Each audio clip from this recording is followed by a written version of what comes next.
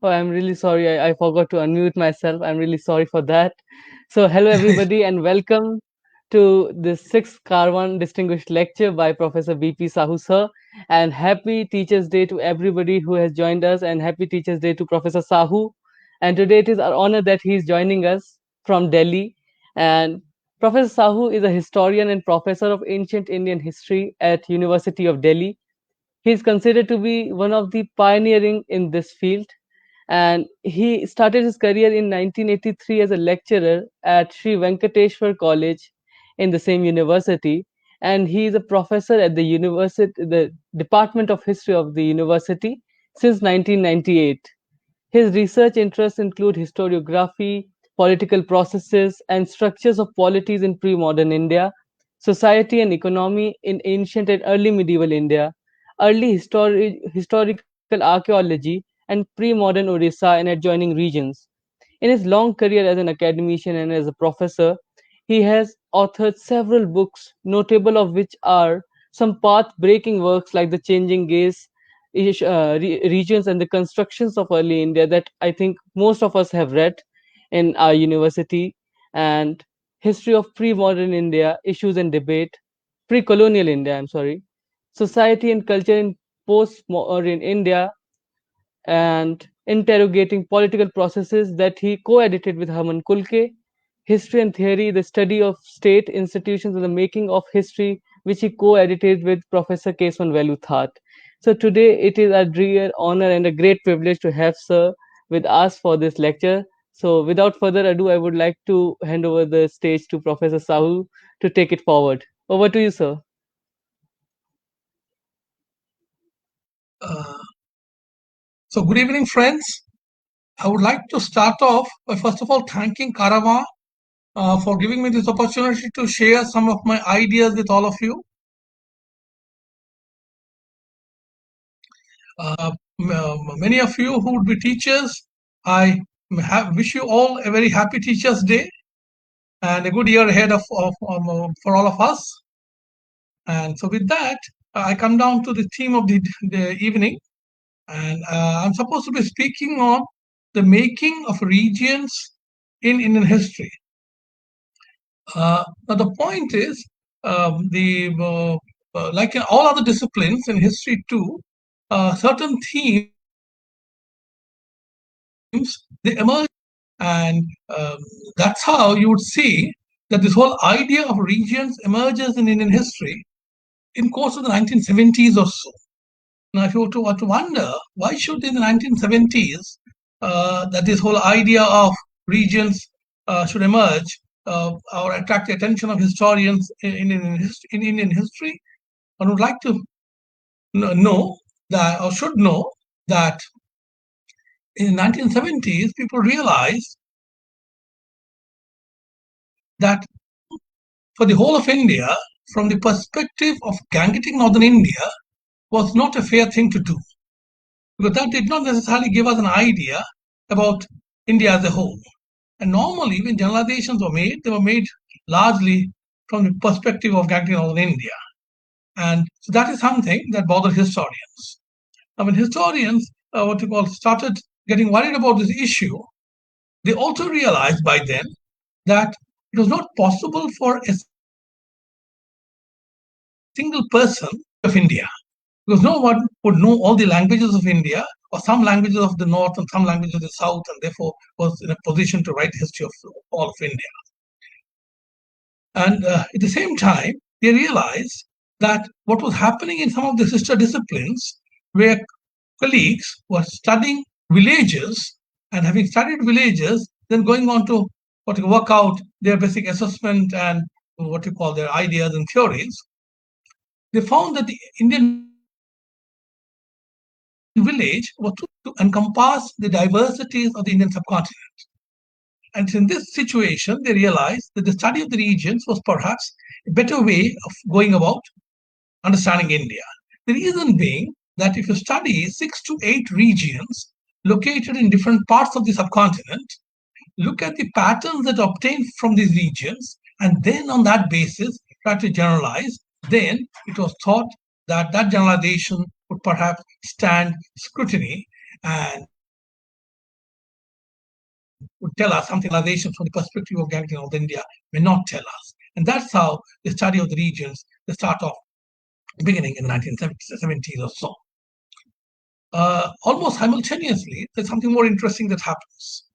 And this is that it's in the 70s that German historians came to Orissa to work on what is called the Orissa Research Project 1.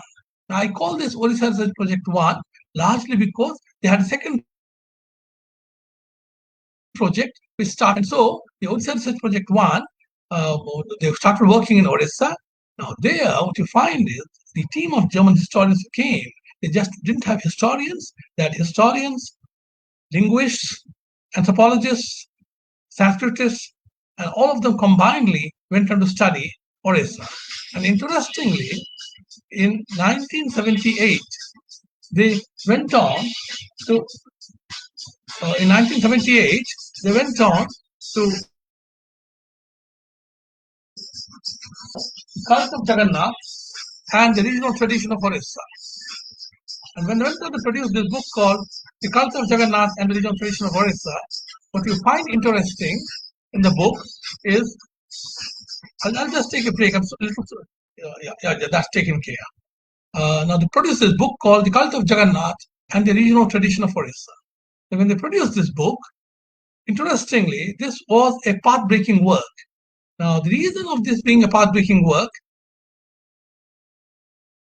was that Orissa from the 4th, 5th centuries AD and took the story up to almost the 17th, 18th centuries. And in the process, they tried to tell us what is the trajectory that you find in the Orissan situation. And so, what are the historical forces, how they converge over time, and ultimately how a cult of Jagannath is created or forged in the Orissan situation. And how ultimately the cult of Jagannath that created a sense of bonding, a sense of participation of the people with that region, and therefore regional history was being studied in different perspectives, and you find the involvement of people, the ingredients that went into the making of the regional tradition, the regional cult becoming important. So all this came through. Once this book was published, thereafter, the study of the regions in India has never remained the same again. And so they've changed from, so this book has been, in some senses, what you call a cornerstone regions and so on and so forth. Now, when I say these things, any one of you might wonder that, well, when you're saying that region, the study of the regions becomes important in the 70s and so on and so forth, didn't people study the regions before that? Now, to that, my answer would be that one got to make a distinction between the study of the regions and the regional histories. Now, the distinction between regional histories and the study of the regions, and when you talk about regional histories, what you basically see is that there's an effort to privilege a region that one is studying over other regions in and around. Now, to open that up, what people do is try to push back the history of the antiquity of the region they're studying. They try to transfer small little skirmishes into major battles. they create local heroes. They go literary and artistic figures onto the region that they're studying on. So in the process, they try to create the image of a great region. To put it briefly, the point I'm trying to basically make is that if the privileging of a region over the others, that is the basic concern in regional histories. Or in other words, to put it differently, it is some kind of subnationalism that characterizes the working that people engage in while working on region within the perspective of regional histories. Now, how is the study of the region different from studying regional history or what regional history told us? When you look into the history of the regions that started happening in a more what you call reasonable way, in a more what you call sort of uh, in a more intense way from the 1970s and onwards, what you find is the study of the regions, as I pointed out, that you would have situations where people are bothered about the trajectories of development. When I say the trajectories of development, people would like to know when and how economic institutions evolved in a particular region. How does the regional society unfold itself? What are the ingredients that go into the making of a society in a region? Were there tribes in a region? What is the quantum? In what ways have they impacted the shaping of the regional society? These are issues that whether there were temples or if there were temples as an institution, how did temples go on to impact the shaping or making of a given region? These are issues that you would find people interested in while writing histories of the regions. And therefore, we're talking about working out the history of the regions. It is the economic, social, political, economic, and cultural dimensions that all put together go on to be worked out. And so this is more dispassionate history trying to shape up. And when they shape up, they don't shape up in isolated fashion. They shape up in relation to each other. That is, the other regions in and around, they impact the making of the region that you might be studying. And similarly, this region, in course of its making, must also be impacting other regions in and around it. And so it's in that sense that the regions are being studied. Now, to make the distinction between regional histories and the history of the regions a little more clear, I'll give you a small little example. The example is something that you might. The example is that, look, all of us would be knowing the fact that for quite some time, we were all fed on the idea of Indianization of Southeast Asia. That in Southeast Asia, the countries that are all there, that they didn't have a inner dynamics to evolve on their own. So it is Indian merchants, Indian Brahmanas, Indian literary figures who are literate. They went on to Southeast Asia, Southeast Asia, and in the process, they basically brought in civilization and culture to Southeast Asia. And when you see this, it interestingly will find somebody like R.C. Majumdar would argue in the context of Bengal from the 1930s and after that it was Bengal which was the basic mover behind these transformations in Southeast Asia. Similarly, you would find a historian like Nilakanta Shastri who would argue that, well, it is not necessarily Bengal, but it really transformed the Southeast Asian region because it's the Tamilians, the Tamil Brahmin, the Tamil trader, the Tamil literary figure who landed up there and then civilized Southeast Asia. Now, at that juncture, in course of the 1930s and 40s, for a what you call people in India who themselves were colonized, this gave them immense sense of pride and satisfaction. Now, pride and satisfaction in the sense that they thought that, okay, at that moment,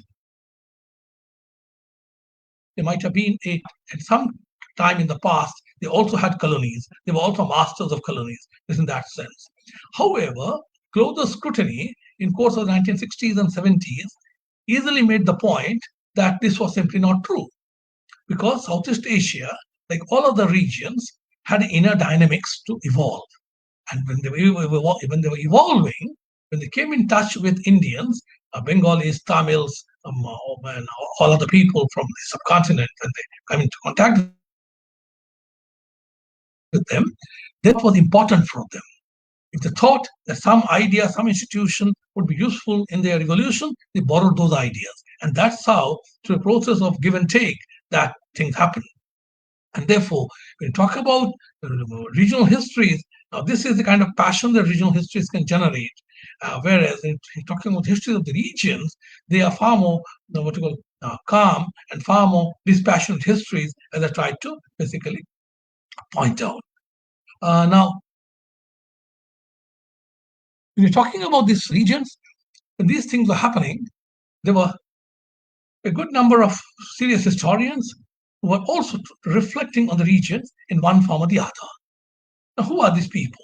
Now, there are people like R.S. Sharma, there are people like Romilath Harper, there are people like your Nyaranjan Ray, and so on. Now, what is that they had to tell us? Now, for example, if you look into R.S. Sharma's writings in that book called Indian Feudalism, you'll find he does talk about the regions. There are two appendices on regions. But the little problem is what Professor Sharma thought is that the regions shaped up as mirror images of the epicenter. Now, here, North India was the epicenter from where Brahmanas have gone into a Assam, a Bengal, a Orissa, a Maharashtra, a Gujarat, and so on. And so when they went there, they colonized those areas and ultimately created regional societies which basically represented the basic form that existed in northern India. Now, so far so good, but if you sit down and analyze, in this explanation, the regional societies were basically denied any kind of an agency, in the sense that regional societies do not seem to have had making in their own shaping. That's what emerges in those works. However, at the same time, if you look into Professor Thapar's work, when I say Professor Thapar's work, one is many of us here are familiar with Professor Thapar's Penguin work on History of India, Volume 1, published in the early 60s. Similarly, we are all familiar with Professor Thapar's work on early India from the earliest times to 1300 AD. Now, if you look into these works, when you move into the early medieval period, she goes into the early medieval times are characterized by a regionalization of polities, regionalization of writing histories. For example, Charita literature comes up, and you have Hasa Charita representing some parts of North India. You have another Charita coming up representing parts of the Deccan, and you have a Charita coming up representing Bengal, like Ramcharita. And so these Charita literatures representing different regions, they start coming in. Similarly, you would find regional societies with their own specificities, regional art forms gradually unfolding. So these are things that basically Professor Thapa was interested in, and she said this is how it's happening. But at the same time, Professor Thapa also made one or two significant arguments. The argument that Professor Thapa made, one was that when you study regions, we should remember that regions are always a part of the whole and not the whole in itself. Now, let me open that issue up. That, for example, somebody might want to study the Deccan. It's a historical region, evolving historically, and it's free to study that. But then somebody might say, no, Deccan is too big. I will not study the Deccan. I'll study only Andhra. Fair enough. Because Andhra, again, is a historical region, and one is free to study Andhra Pradesh as well. But when you start working, at a certain point, you realize that it's perhaps more useful to study coastal Andhra, or what is known as Vengi, rather than Andhra in its entirety. That's all the point is because Vengi, the whole of Andhra, Deccan, these are all historical regions. One is what you call free to study any one of them. But once you choose the study that you want to engage in, thereafter you cannot study the region as if the region was bounded, as if the region was not connected, as if the region was some kind of an island. Now that you can't do once you've chosen the region. But once you have chosen the region, one should realize that Andhra was connected with Orissa and beyond, and it's connected with Karnataka and other areas. And so through a process of interaction, dialogue, exchange, that what you call, whether it's the Vengi society or the society in Andhra, that happened to evolve. So that's what you call an important point that Professor Thapa, what you call, went on to make when she, what you call, went to talk about these regions coming up in early medieval India and so on. Now, when Professor Thapa was doing this, almost simultaneously, you have a person who happens to be a social anthropologist, is S.C. Malik. S.C. Malik, in a book called Indian Civilization, the Formative Period, in the late 60s, went on to argue that the 7th to 14th centuries in India happened to be an important period in Indian history. They were an important period in Indian history largely because of the fact that that is the period when you would find that in Indian history, across regions, you see the evolution of what you would call a system. When I say a state-specific caste system, what I basically mean is that there isn't a caste system for the whole of India. Every region has its own specificities. That the caste system, the way you see it in Bengal, is not the same the way you would see it in Andhra Pradesh, or the way you see it in Andhra is not the same that you would see it in Maharashtra. They're all characterized by caste, but caste has a regional specificity. You can talk of any particular occupational group, they may not occupy the same position, it would vary. So that is the point that one is basically trying to make. Similarly, he argued that regional languages, they start flowering between the 7th and 14th centuries. He also went on to argue that regional cultures also start evolving. Now, regional cultures centering around temples, centering around deities, centering around specific regional attributes, they start evolving in this particular period. And when you find society, language, and culture, they start into what creates the region in itself. And the ways in which it happened in different regions are not necessarily the same. The processes may be comparable, but the ingredients certainly were different for different what you call parts of the subcontinent. And that is something that all of us should basically remember.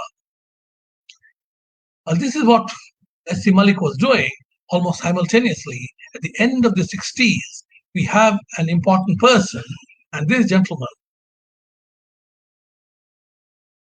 so Niharanjan Ray, in a general presidential address to the Indian History Congress, went on to argue, or present an argument, that there was something called the medieval factor in Indian history. Now, what is this medieval factor in Indian history? Now, for Niharanjan Ray, the medieval factor in Indian history was essentially the coming of regions. Niharanjan Ray went on to argue that if you look into this 7th to 13th century here, there was Samantization of the polities across regions, whether it's a Bengal or it's a Orissa or it's a Tamil Nadu, you find Samantas evolving, so there was Samantization of polities. Societies, as I said, are characterized by the evolution of a caste system. Different regions and different kinds of caste societies coming up. You have the coming of regional art forms. In art form that evolves in North India, or the one that comes up in Orissa, or the one that evolves in not necessarily the same. For example, if you just take the temples into consideration, you would find they represent different styles. Similarly, you would argue different languages come up, whether it's the Assamese, it's the Bengali, Odia, or Marathi, all those languages start coming up. And therefore, the medieval factor when Niharanjan was arguing is arguing that is essentially the coming of regions, that's one notices happening in this particular period. And when these things were being talked about, we find that something interesting is unmaking. But here, if you look for a while, or you think for a while, you realize that something is missing. What is missing is the symptoms were being talked about. These are the symptoms of what you call the early medieval. So it is being talked about, or they were being talked about. But why and how did this happen? What happened that to bring these things into what you call the surface. That is something that had not happened. The writings of a historian called Vidi Chattopadhyay and his friend called Hermann Kulke. Now, Kulke and Chattopadhyay, Kulke happened to be somebody associated with the Orissa Research Project 1, and he had been working in Orissa. Chattopadhyay worked on Rajasthan, and then both of them in the 90s come up with their what you call general conceptual papers, and Chattopadhyay particularly comes up with a book called The Making of Early Medieval India. If you look into that introduction, he explains what is early medieval centuries. The point that he makes is something like this. What Chattopadhyay would argue is that the early medieval centuries were characterized by the simultaneous operation of multiple processes of change. So what does it mean? What it basically means is that simultaneously there were changes happening in the domains of economy, society, polity, culture, religion, and so on and so forth. And they were happening as if they were autonomous domains. They were happening in relation to each other. They were impacting each other. And therefore, this is something that the historian has to keep in mind. Let me briefly open the story up a bit. For example, we are told that these developments that happen in the early medieval centuries, roughly between the 4th to the 13th centuries, what you would find is that it happens in a three-stage overlapping process. And when I say a three-stage overlapping process, that broadly speaking, we are told that what you call the 4th, 7th, the 7th, 10th, and the 10th, 13th centuries are three different phases. Now, there's nothing very sacrosanct about the dates. Across regions, there could be variations of 50 to 100 years at both ends. But what is important is that these three phases, they overlap with each other. They're not distinct phases, but they overlap with each other. Now, what happens in this period? What happens is, in the 4th, 7th centuries, agrarian development starts in large parts of the subcontinent. When agrarian development starts, find new areas being brought under agriculture. And when new areas are brought under agriculture, you find evidence to the fact that large number of rural settlements are coming up in region after region. What are these rural settlements? If rural settlements, we know villages as grammars. You also have terms like Palli. Palli would mean a hamlet. You would have a Gosha. It's a herder's settlement. You would have reference to terms like Padara. They're smaller settlements. It's all in region after region. This happened in Maharashtra, this happened in Karnataka, this happened in Orissa, Andhra, all over. And when these things start happening, varieties of crops start being grown. When these things happen, what you find is the formation of what, for want of a better word, we'll say formation of localities. What is localities? Because the term that you really get in your literary sources, get it in inscriptions, get it in the works of people like Kalidas, get it in one is called Janapada. Janapada is Jana and Pada is footprints. So where people live and leave their footprints, that's a Janapada. And it's a locality. Now, what is a locality? Locality is an agrarian, what you call space. And so there, in a locality, you can have 6 villages, or in another locality, you can have a dozen rural settlements, and so on.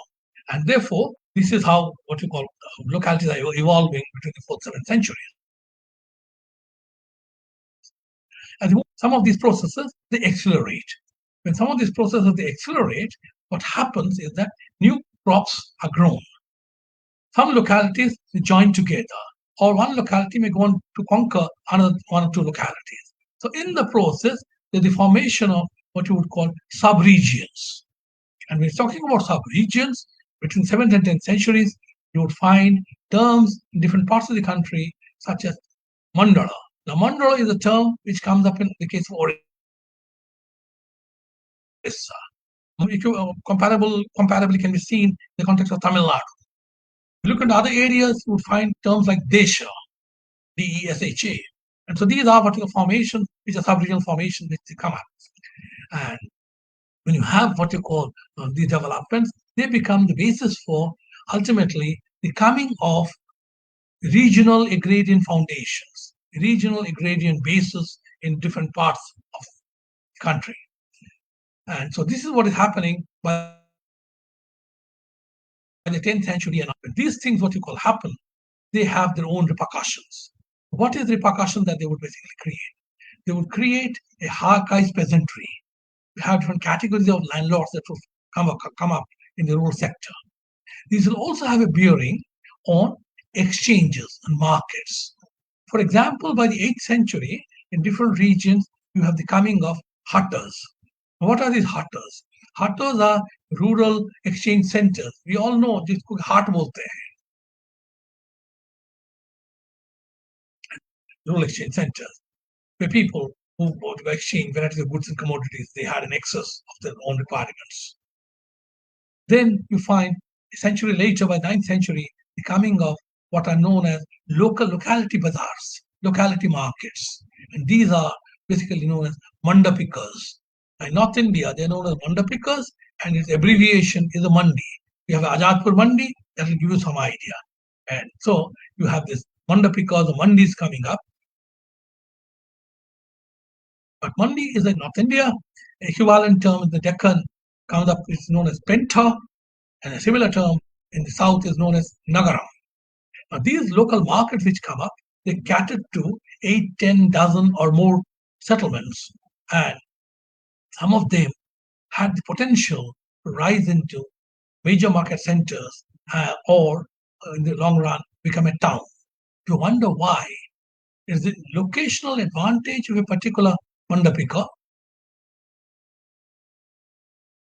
plus its ability at times made it a center of attraction for the state. And it becomes a center of attraction for the state, then other things follow. And so over a period of time, Mandapika would transform itself to a major urban center and what you call a major exchange center, center of resource mobilization, and so on. And therein you would find that when we talk about urbanization under the Sultanate, that the foundations for the urbanization of the Sultanate basically were rooted in the. Once you have these things, automatically you need centers from where things could be exchanged for longer distances. And that is how, by the end of the 9th century, 10th century, you have the coming of patranas. A patrana, when you say, these are commercial centers, usually on the seashore or on the banks of rivers. And so these are more commercial in nature. When these kinds of centers come up, naturally, different kinds of traders will also come into the scene. There's different kinds of. You have traders such as Vanik, traders like Srishti, you'll have Vyaparis. You go to the south, you'll have the Chettis. You'll have traders like the Sartavaha, much better, richer traders like Purasreshtis, that is, trader of the town, Rajasreshti, trading with the palace. And so these kinds of different grades of traders also come into the scene. So what you find is all this going to have the impact on society, largely because you had agriculture expanding, and gradually you find the various grades of what you call landowners evolving.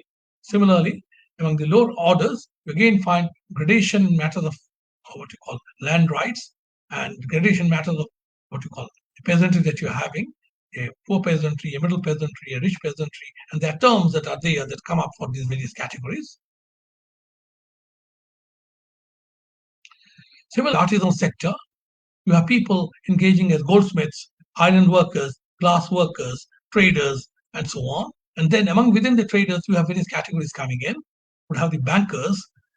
You would have what you call people engaging in taking care of endowments. And so all these categories come in. But when they come in, as you move on to the 11th, 12th centuries and after, then you find most of these categories that are at play in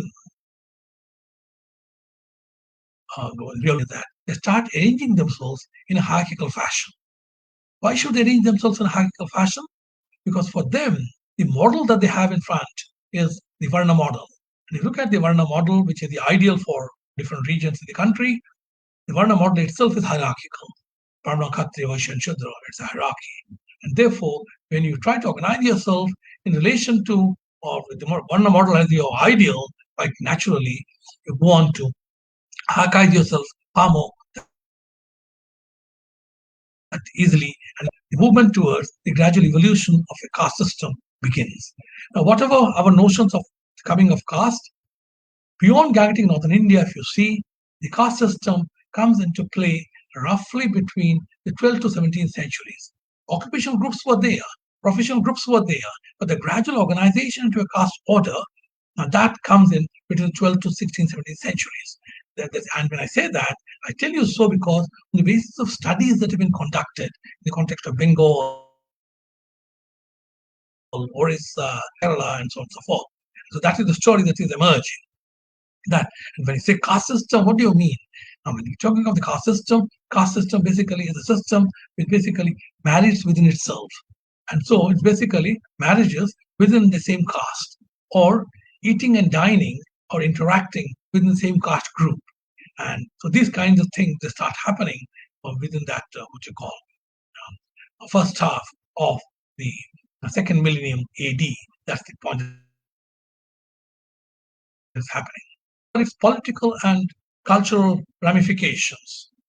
Politically and culturally, if we were to talk about what was happening, you would find is, as it happened in the sphere of gradual growth in the agrarian economy, similarly, politically, also, you used to find the gradual spread of state societies in pre-state areas between the 4th to 7th centuries. Now, one might ask that what are you talking state which has spread almost all of the subcontinent? Or you had a Satavahana state which has spread from coast to coast. And so what is this whole idea of pre-state societies being there as late in the 4th century, and then it's into those societies that state societies start moving in. Now, the point to remember is whether it is the Mauryas or the Satavahanas, now they went on to conquer and spread themselves over large parts of the country in a horizontal fashion.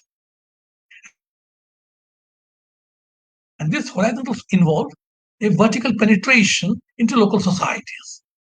And therefore, locally, where the people had archived themselves, whether there was local social stratification had evolved in those areas, if you look into that, that had not happened. And therefore, this Mauryan state or the Satavahana state were happy in channelizing whatever resources they want for their capital cities from these various parts of the continent. That's what they did. By the 4th century, you realize that because of the interaction either with the Mauryas earlier or with the Satavahanas, the post-Mauryan period, during the time of the Satavahana, many local societies in various parts of the country start hierarchizing, getting gradually stratified. So relationship of dominance and subordination start emerging. And that creates the basis for the first local states to evolve. And if you look into the story of the first local states, pick up any region you might wish to, whether it's a Karnataka or a Maharashtra or a Gujarat or Assam, local states by local before the 4th, 5th centuries AD. And that is the story which basically unfolds. And so the local states, they come up, or what you might call chiefdoms, they come up by the 4th, 5th centuries to the 7th century, that's the period. And by the 7th centuries, many of these local chiefdoms or chiefs desired to become classical Hindu Rajas, or what is called Hindu Rajas, and or classical Indian kings they wanted to be. So they brought in the Brahmanas. The Brahmanas come in, create genealogies for them, or fabricate genealogies for these chieftains.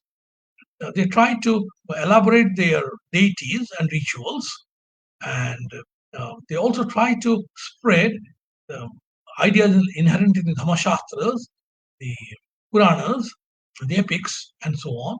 And so that's how between the 7th and 10th century, you have larger monarchies being what you call worked out. And by the 10th century, you would notice that regional polities are created. Almost the same way it happened with agriculture, that localities merge, one locality goes to conquer one or two local other neighboring localities. Therefore, a sub-region is formed. then subregions, they go on to capture some other subregions, and that's how that a regional political system has been created. And when you say that, you find this happening across Bengal. You have the Palas and Senas ruling over regional policies. Look into Orissa, you have the Somavamsis and the Eastern Gangas dominating a regional polity. Go down to Tamil Nadu, it is the Cholas who created a regional policy. And if you go down to Kerala, Karnataka, Maharashtra, the same story. Within the Maharashtra, you would find on the Yadavas, you have a regional polity there. And all this is essentially 10th century and after the regional polities come up. In some cases, over an area, over and above this particular region that one is talking about. Therefore, many a time historians use expressions like supra-region or trans-region, a region and more brought into the regional policy. That's what is basically happening. Now, corresponding to these territorial rise in the size of the kingdoms, you also have the political apparatus gradually expanding, number of taxes increasing, the structure of legitimation changing, and so the capital moving into more central places. And so these are the kind of now, what are the implications this has for the domain of culture? The implications these have for the domain of culture is something which is important that we should know. Now, the point I was making that how the chieftains desiring to become classical Hindu kings or Hindu rajas bring in Brahmanas, give them land grants, and the Brahmanas, create a genealogy for them and link them up to Chandravamsi or Surivamsi heritage and so on. Brahmanas also had a role to play in the religious domain.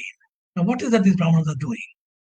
Most of the chiefs that we are talking about had a local deity whom they worshipped. People in that tribe also worshipped that particular local deity. And because the chief also worshipped the local deity, he drew his legitimacy because of his involvement with the local deity, because people had a faith in the local deity. Now, when the Brahmana comes, Brahmana is not allowed to change the tribal deity, the mantras of the tribal deity with which the tribal deity is worshipped. It's also not allowed to undo the tribal priests that were there. They continue to be there. On top of this, the Brahmana superimposes Brahmanical rituals and rites. He does not superimpose the Brahmanical rituals and rites, but also goes on to elaborate ritually things in and around the deity. And in the process, tries to universalize the deity. And when I say universalize the deity then goes on to become a part of the pantheon of Vishnu or Shiva or Sakti. You have the avatara concept in Vishnuism, you have the idea of parivara with Shaivism, you have multiple manifestations of deities within Shakti. So these tribal deities are encompassed in either of these what you call religions and Desh. Now, when this happens, in terms of what you call cultural change, something important is happening. What is happening in terms of cultural change? What you would find is that when this is happening, the king in an immediate level goes on to gain both vertical and horizontal legitimacy. Vertical legitimacy because the tribal deity in which he believed, that is there, its appearance, mantras, and priests are not changed, and therefore he retains his legitimacy without his own society. The deity is now becoming linked to pan-Indian deity, Shiva, Vishnu, or Shakti, and therefore he gains horizontal legitimacy vis-a-vis other kings in and around. But besides that, what is the other thing that's happening? What you find happening here is the local is becoming translocal or transregional. Similarly, what you call the transregional or pan-Indian is becoming local. That local deity is becoming part of the pan-Indian cult of another deity or pan-Indian Vaishnavism or Saivism.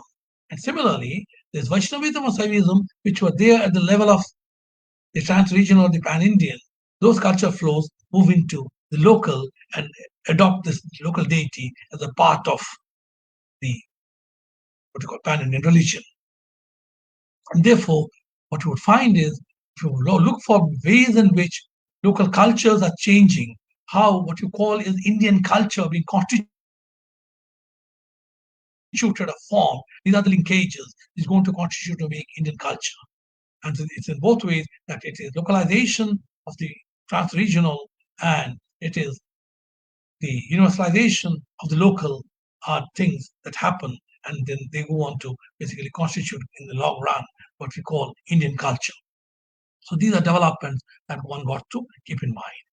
When we talk about what we call these developments, what you would find is that when you're talking about Indian culture, and this is happening in various places like Orissa, you'll find deities known by terms such as Moni Nageshwari, Kambeshwari, who ultimately go on to become a part of the regional cult, that's cult of Jagannath. If you look into what you call now your Vivar, in Vivar you have deities such as deities known as your Aranyavasini, the deity is known as Banamata, and so they all go on to become a part of what is and these happens in the last stage, in the 10th century and after, when regional polities start coming up, whether it's in Orissa or Tamil Nadu or Vivar or wherever, you find that the regional cults are being worked out, regional cults are being forged. So in Orissa, you find the cult of Jagannatha being created. In the context of Tanjavur in Tamil Nadu under the Cholas, you'll find a Brideshwara cult being created. Or in the case of Vivar, you'll find it on, based on Saivism created. And these cults are inclusive. They represent the regional trends. They represented regional cultures and so on and so forth. And therefore, when you see that this is what is happening in the domain of economy, society, politics, and culture, and they are interacting with one another, put together, they're going to create a region by the 13th, 14th century. Now, regions, when you say they these regions are not regions for themselves, that they are not consciously saying that, okay, Karnataka has been shaped and so on and so forth. But you can see as a historian that there are certain attributes which are converging. In these attributes or these features that they converge, they create in themselves a region in itself. The regions can be identified. So these developments define what can be added is language is an important factor. All of us know what we call your vernaculars or the regional vernaculars, regional languages. They start what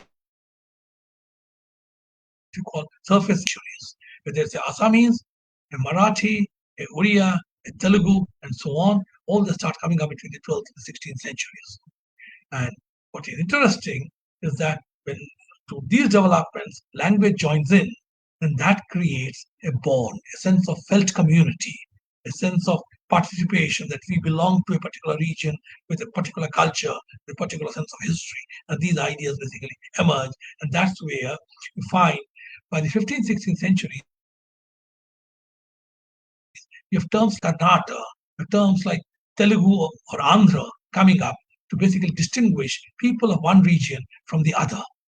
And therefore, when something is being told in Andhra, they would say that the Karnatas are doing this and the Odiyas are doing that. And so to make the distinction of people from Andhra, that's what's being done. Now the point is, when do this what you call categorizations come up? Now one of the early examples of that would be in Kerala. The Malayalam language starts asserting itself after. In Andhra Pradesh, Telugu starts asserting itself from around the 13th century and after. So much so that by the 13th century, Telugu and Andhra, these two terms become synonymous terms. One could exchange one for the other. When you say Andhra, automatically you meant a Telugu speaking person. When you say Telugu, automatically you meant that you are talking of people from Andhra.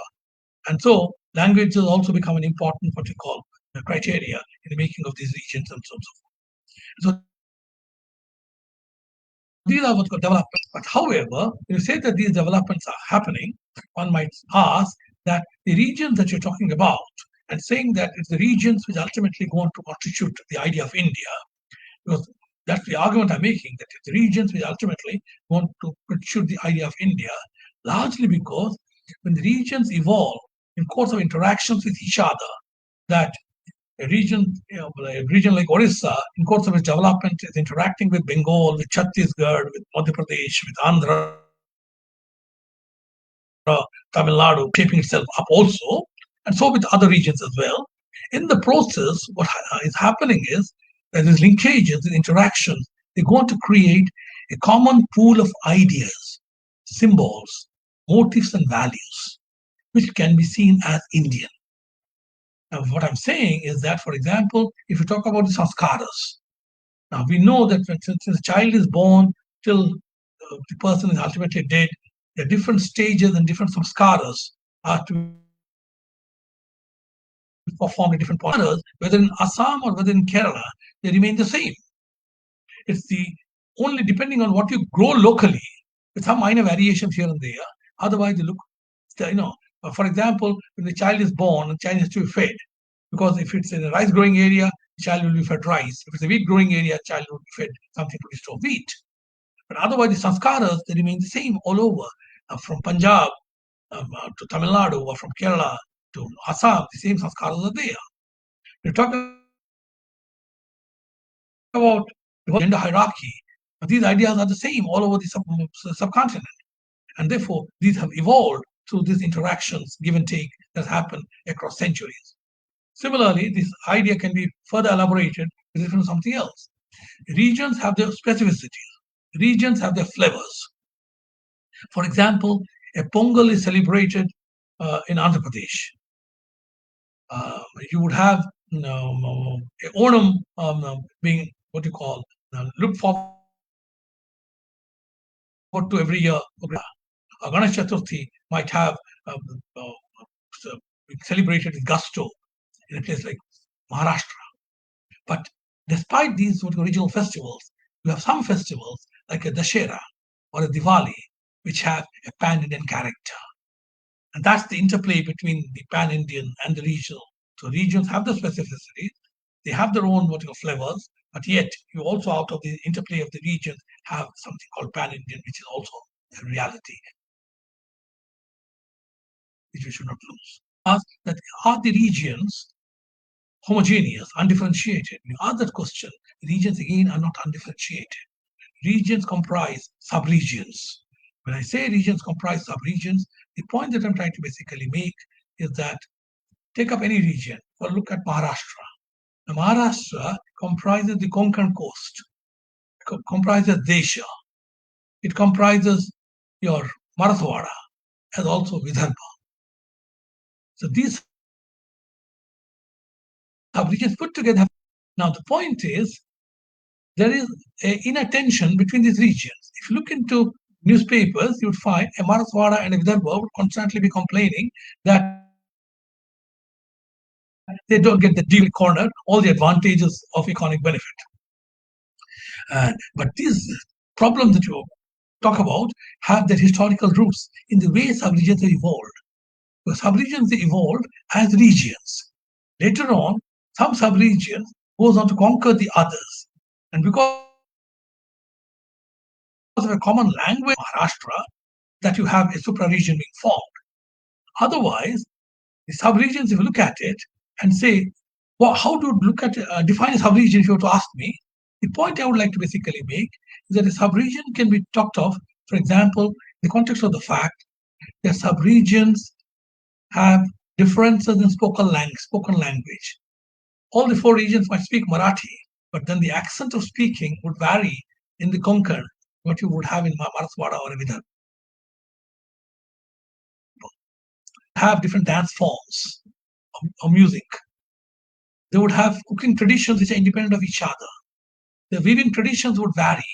More importantly, the marriage networks would also vary. Somebody from the Konkan would be very happy to marry his daughter or son to somebody from within the Konkan. Only when it is not available, then might look for Desha or Vidarbha or whatever. And therefore, the marriage network is also important. So this is what basically go on to constitute the subregions. interacting, using the same particular language, and certain aspects of the culture also happen to converge. That's what creates the sense of a region. And so these are things got to be kept in mind. Besides these, when I'm talking about these things, any one of you can ask that when regions evolving, are there is only interactions between regions within the subcontinent, or the subcontinent also had some interactions outside? Frankly, the subregion also had interactions outside. From the 9th century AD upwards, you have major trading guilds unfolding. These major trading guilds which unfold, they are, for example, guilds like Manigramam. Manigramam are guilds which are operating in different parts of South India, but they're also operating in Southeast Asia. And the Manigramams become the link between South India, East Coast, and your Southeast Asia. Similarly, you have a trading guild, and this trading guild that one is talking about is known as Anjuvanam. Anjuvanam is a trading guild covering southern Karnataka and Kerala. Now, these people are trading with West Asia. You have inscriptional evidence coming up in Kerala showing as to how the same deed is signed in Persian, in Arabic, in Jewish, Malayalam, and Sanskrit, suggesting that Malayalam and Sanskrit are the other three languages, Jewish, Arabic, and Persian, that same record is signed, suggesting that in Kerala, the same place, like the place of called Kollam. Kollam is a place where you have this record coming, where people from 5 different languages have signed that particular document, saying that these people are staying there. And when people stay there, naturally they will make help in the making of the culture of that particular area. And so the point is, this point could be what you call opened up, elaborated, and one can go on. And but the point I'm trying to basically make is when we talk about linkages, networks, they're not just confined to the Indian subcontinent, but they also happen across the Indian subcontinent. Now, if you were to say, what is your evidence? Why the evidence is not very much? There is evidence, but the point is, the evidence is not very much, largely because till about 15 years ago, in India, we were all so much engrossed with studying Indian history that we forgot to look into Central Asia, West Asia, and Southeast Asia. It's only in the last 15 years that this interest has emerged. And surely, that you would have for these interactions with the outside world would come out well. And so, what is being seen today as connected histories, India was very much a part of those connected histories and so on. Now, historically, what are the important one or two issues that one would take from this kind of a discussion? The one or two issues that one would like to what you call focus on or take from this discussion would be that one, in India, developments have not all developments did not emerge from the Gangetic heartland and move into other parts of the subcontinent. In India, there were multiple centers. Things happen in Andhra, in Karnataka, in Tamil Nadu, in Gujarat, in Assam, Bengal, and so on and so forth. And when they happen, they did not happen in isolation. And when I say this, what I'm saying is you look into, for example, temple art. If you look into the temple art, you will find the temple art forms in northern Orissa, Jharkhand, going up to almost your Gaya in Bihar, they share the same tradition. So the areas which are geographically close to one another, there you can see the similarities that much more glaringly, and areas which are separated by distance, now the similarities are there, but not as obvious as it would happen between areas which are close to one another. And so what you would find is that there are multiple centers interacting, giving and taking, and through these interactions, that what you call sort of worked out. And therefore, in India, you don't have developments happening from a particular center, and in this case, only particularly from North India, that things begin to happen. But it happens across regions.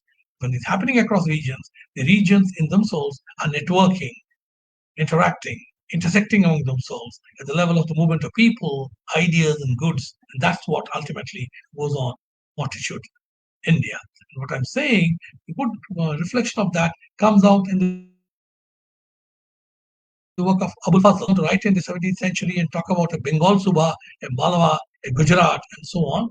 These are regions which have by then come into being. And the best example that regions have surfaced comes up in the regional epics that by the 12th to 16th centuries, one would find that in different regions, people start using their own language and script. When they start using their own script, they start writing the Puranas. And when they write the Puranas and epics, interestingly, what you would find is that these epics, for example, if you're talking about the Mahabharata, the story remains the same. But when you come to talking about places, it comes to talking about rivers, mountains, food habits, cooking patterns, it is the region which, knowingly or unknowingly, surfaces in these texts. And therefore, a pan Indian tradition is appropriated in a regional context, and you find that whole being sort of appropriated in the context of the region, where you find the intrusion of the regional into the pan Indian tradition. And that's a good example of how you see that regions have really come into being. I think I'll stop here. And if you have questions, queries, you're most welcome. Thank you very much, sir, for this very enlightening session on the regions, emergence of regions, and how and why it is important to study regions while we study the Indian history. So there's a question from Umakant Mishra. His question is: Please. agrarian expansion, peasantization of Shudras, cult integration, tribals being integrated into Varna Jati frame, and emergence of distinct space. Is it not extended to the 18th century when we see many spaces coming up in highland and central Orissa? Yeah. You see, it is just because, what do you call? Oh, I happen to be specializing in ancient history, and normally it's up to 13th century. But otherwise, I go at times, stretch myself into the 15th. I didn't go into the 18th, but otherwise, these processes that I'm mentioning, these are ongoing processes. They don't stop on with 13th century. What happened between the 10th and the 13th, similar things are happening between the 13th and 17th. And so it's an ongoing process. And therefore, what you call, just because, my familiarity is not so good as you move into the 16th, 17th centuries and later, I decided to give you examples only up to 13th, 14th centuries and so on. Yes, sir. So this question is from Sasmita Shashni. Her question is: how do you understand Orissa as a region on the eve of British occupation? Particularly, how do you understand state and society in pre-colonial Orissa? You see, the point is, uh, uh, Odisha as a special entity, when the British came there in 1803, 1804, uh, that's obvious because over centuries, under the Gangas and the Gajapatis, and subsequently the Khodda Rajas who take over the mantle of the Gajapatis, uh, Jagannath is seen as the Rashtradevata. And therefore, whether rulers in coastal Orissa, people in coastal Orissa, or people in western Orissa, or even in northern Orissa, all of them had an attachment and what you call involvement with Puri and the cult of Jagannath. People, what you call together. And there's something called chamuchitos. These are royal letters, the privilege that is granted. So if a ruler from North Orissa or Western Orissa or Southwestern Orissa is coming to visit Jagannath, the privileges are there. And so these privileges also are another mechanism of involving people from different parts of the region there. So it's there. The only point is Odisha as an entity is there in popular imagination, but it's basically fragmented into various garjas. Garja states would be princely states, and when they're fragmented into what you call princely states, who owe an allegiance to the Raja of Puri, and that's what binds the region. But for practical purposes, they behave like independent rulers and kings. And so that is the kind of a story that you basically have. And what is it? One is talking about Orissa, that's almost a similar story that you'll find for several regions across the country by the 17th, 18th centuries. Yes, sir. So this is a question from Krishnakant Lahangir. His question is, can we say that the process of Brahmanization and Sanskritization destroys tribal society and regional ideas? You see, when you're talking about Sanskritization and Brahmanization, you see, these are not the distinction that has to be made, distinction between assimilation and integration. When you talk about Brahmanization, when you talk about Sanskritization, it has more in common with the idea of integration. And when you say integration, there are two streams coming together, retaining some of their identities and also merging some of their identities. But at the same time, they don't basically merge one with the other entirely. So some of the specificities are retained, and so what you call an A and B, they come together, take whatever is best from each other, but at the same time, do not lose their identities entirely, one in the other. And given that situation, that is what integration is, and so that's what is the kind of what you call strength of integration as against assimilation. Assimilation is an idea where the victor जोर जबरदस्ती जो weaker है उसको अपने में समा लिया, whereas integration process में वो समाना नहीं होता है. If I find this good in you, I borrow that. You find goodness in me, you borrow that. But despite that, Brahmanization, because of its what you call cultural superiority, being associated with political power, would like to be a dominant player. But despite that, because the process is an integrative process, the weaker party or the tribal culture or the regional culture is not entirely undone. Many aspects of their what you call cultural side are retained. When I'm saying this, even today, whether it is the cult of Jagannath, whether it's the worship of Ekalingaji in Mewar, or whether it is Pandharpur the deity that you have, Vithala, or you can also talk of Sri Sailam that you have. Now, these deities, the role of the local tribes, their rituals still continue to live. The tribes have not been marginalized. And so you have a Brahmanican element, you also have the tribal element, both coexisting. They have not been pushed out and said that enough is enough, now you have no role to go play. So that continues. The fact that they continue over centuries and also in the present would show that this is not really happening. So this is a question from Harsha Vardhan Eluri. His question is, don't you think that the caste jati proliferation happened much earlier than 10th, 12th century? In South India, it appears that jati formation started in accordance with agrarian expansion, which began in 6th, 7th centuries. Okay. You see, the problem is it's all a problem of historiography. It's all a problem of historiography because what is the kind of history that we've been reading or have been fed into? It creates now, for example, the kind of history that was dominant in course of the 60s and 70s and also went into the 80s was a history where we were told that along with agrarian development, automatically jati start unfolding. But when you start the study of the regions, and increasingly is becoming clear. If you look at your inscriptions, any region you might take up, whether you can take up Tamil Nadu, you can take up Karnataka, you can take up Kerala, any region. What you find is that in the 4th, 7th centuries, the number of references to occupational groups are just 2, 3, 4. You may have reference to a Karmakara, a reference to a Kumbhar, a reference to a carpenter. So this is what you might find. But the time you go down to the 7th references might be 8, 10 or a dozen occupational groups have come up.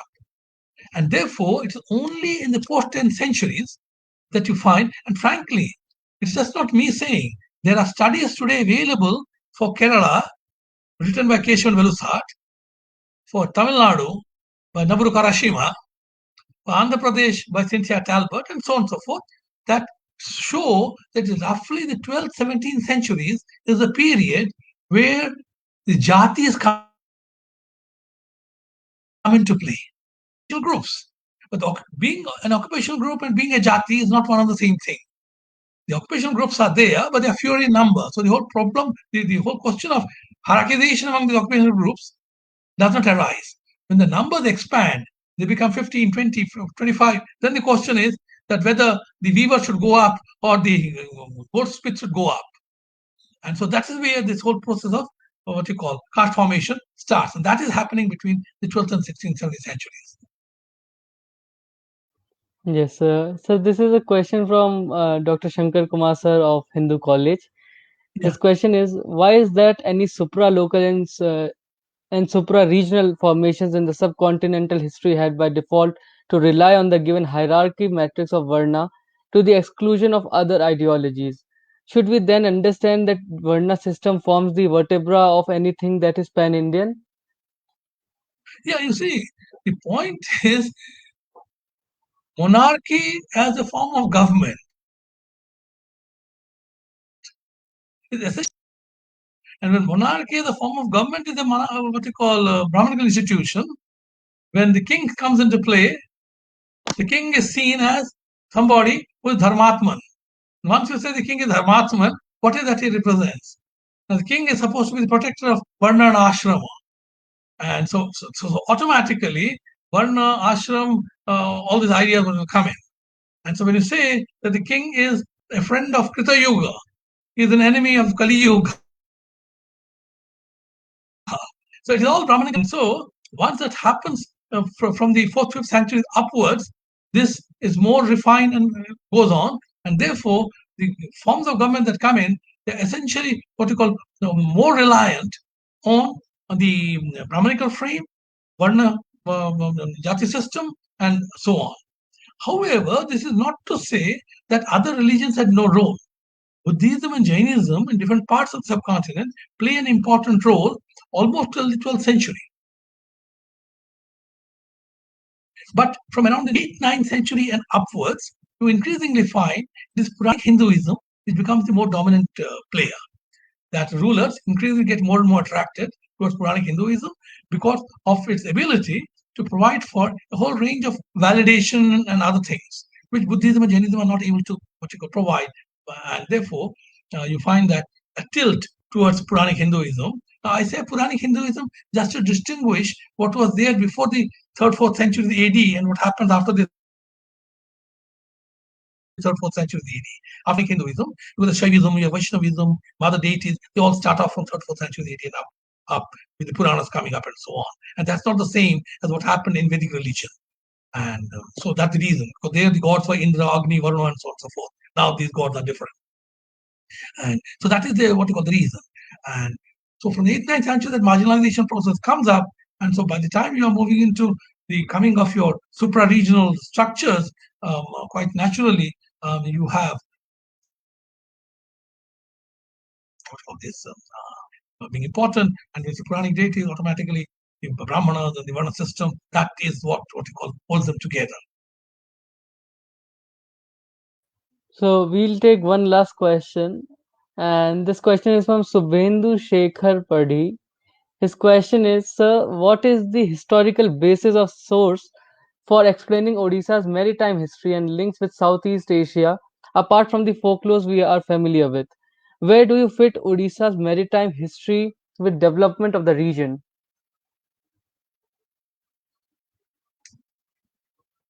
You see, the point is, we have, uh, in Orissa, a belief that, we were also great mariners and so on and so forth. But the whole trouble is, in terms of data, you don't have very much. You have some data coming up because, for example, you have sites like your this Manikpatna. You have sites like Manikpatna is a site in northern Chilka area, Kalkatapatna is a site near Konark area, and so that site. Now these sites give you evidence of a lot of pottery and coins which are of West Asian, Arabic, and Chinese origin. Similarly, you also have some pottery available on the coast of the Chilka Lake, and this pottery is called turquoise glazeware. Now, turquoise glazeware is the what you call pottery that you would see on top of these what you call the sultanate, the glazeware. So those kinds of things are there. And what is interesting is more recently it's been argued that the turquoise glazeware does not come up with the coming of the sultanate, but actually it comes into India by by late 9th, early 10th century. It comes into India.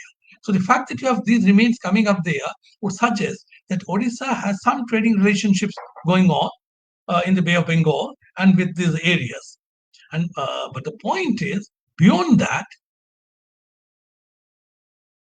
the unfortunate part is now in Orissa you don't have any evidence of big merchant bodies like the ones I mentioned. You know, whether it's Anjuvanam or Aivole. Now, these kinds of big merchant bodies are not there. Or you don't have caravan leaders, what you call port leaders. Now, these things are not there. And so, given that what exactly is the role that Orissa plays in this overseas trade is not very clear. Whether they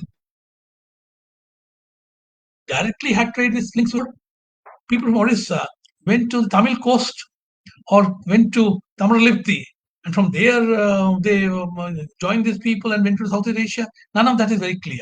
Now, a very popular thing, I should mention this, is that in Orissa there's a belief that you have this expression called kling, K-L-I-N-G, kling. That kling, because you find in Southeast Asia, the klings traded with Southeast Asia with a lot of vigor and energy. And so that, kling must be something derived from Kalinga and identified with Orissa, and these people are traded there. But unfortunately, it has been proven in the last 20 years that kling, like an expression called chulia, Chulia, happened to be trading diasporas emerging from Tamil Nadu and trading with Southeast Asia roughly between the 12th and the 19th centuries. And therefore, kling had nothing to do with Kalinga. And so it's a trading diaspora from Tamil Nadu. And so, I'm saying this not to devil, but just to put things in perspective. That in Orissa, we don't have the data, unfortunately, to really argue that, well, this is how you have the situation where Oriental mariners went into Southeast Asia. Thank you so much, sir, for taking out so much time from your schedule and from your teaching schedule. Uh, Thank you so much, sir, for this wonderful session and this post-lecture discussion. And I think it was very enlightening for all of us. And we will get to meet you very soon once this pandemic gets over. So thank you very much. And thank you Yeah. everybody who So I joined would us. like to Yes, sir. I would like to thank everybody who have been listening, and especially Ishan for having coordinated this whole thing. And so, Thank Ishan, you, I'll sir. write to you. Yeah, Thank you, sir. thank you. And happy Teachers Day to you and everybody who was live today. Yeah, thank you so One much. one announcement for everybody who is live right now. The next session is on 18th of September, and that is with Professor Kesavan Veluthat, who is one of the co-authors of with Professor Sahu.